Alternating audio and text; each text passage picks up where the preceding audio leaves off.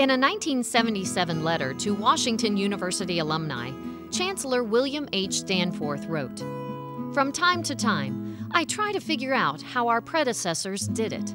They shared a grand dream that knowledge was better than ignorance, that humankind could be bettered by education. They did not feel that they were building for themselves, but for their fellow humans and those who would come after. They believed that they could influence the future, and they did." Born in St. Louis on April 10, 1926, he was the son of a business executive and the grandson of the founder of the world-famous Ralston Purina Company. When he was 12, his grandfather instructed him to literally cut the word impossible out of his dictionary. The lesson stuck. Bill attended St. Louis Country Day School and then graduated from Princeton in 1947. He attended Harvard Medical School and graduated in 1951, and then did an internship at Barnes Hospital, as well as 2 years as a Navy doctor during the Korean War. He came to Washington University in 1957 and never left.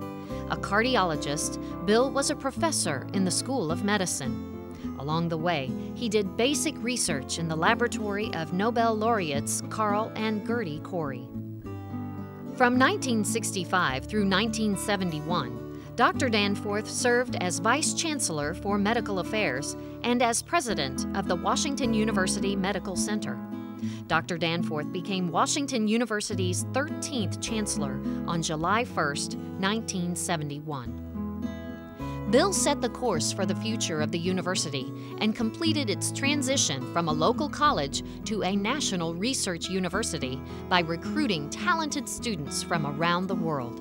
He established 70 new faculty chairs, built a $1.72 billion endowment, oversaw the funding and construction of dozens of new buildings, and tripled the number of scholarships for students. Nearly 60,000 students graduated during his chancellorship. Retention of undergraduate students and the recruitment of minority students increased significantly, and he had become one of the longest-serving university chancellors or presidents in the country. Known as Uncle Bill and Chan Dan by students, he and his wife Elizabeth, known as Ibby, knew many students by name because of the countless campus events they attended and supported. The Danforth years had reinvigorated student life on campus. By the time he retired in 1995 and took over the reins as chairman of the board, his accomplishments were known nationally. Among his many awards, Bill was named Man of the Year in 1977 by the St. Louis Globe-Democrat and was given the Alexander Meiklejohn Award by the American Association of University Professors for his unflinching support of academic freedom. In 1999, the trustees of Washington University named him Chancellor Emeritus. In 1999, a settlement in the St. Louis desegregation case was reached. It called for a task force of parents, civic leaders, and business leaders to watch over the terms of the agreement. Bill, along with fellow 2012 pioneer of education Frankie Muse Freeman, were named co-chairs of this committee. In 2006, Bill served on a committee that studied the troubled St. Louis public schools. The committee's recommendations influenced the state in its decision to put control of the schools in the hands of an appointed board to oversee the school district. William met Elizabeth Ann Ibby Gray of St. Louis during his college years. They were married in 1950. They have 4 children: Cynthia Prather, David Danforth, Maybelle Reed, and Elizabeth Sankey.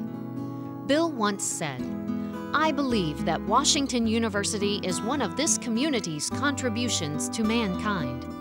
A successful university is a noble institution. It is a statement of faith, faith that human beings can be educated and that human thought is worthwhile, that the thinking, analyzing animal called man can use his unique talents for the benefit of himself and his fellows, that we can learn from our past, that we can change, that by intelligence we can improve our lot and the lot of our children and their children." He is a pioneer.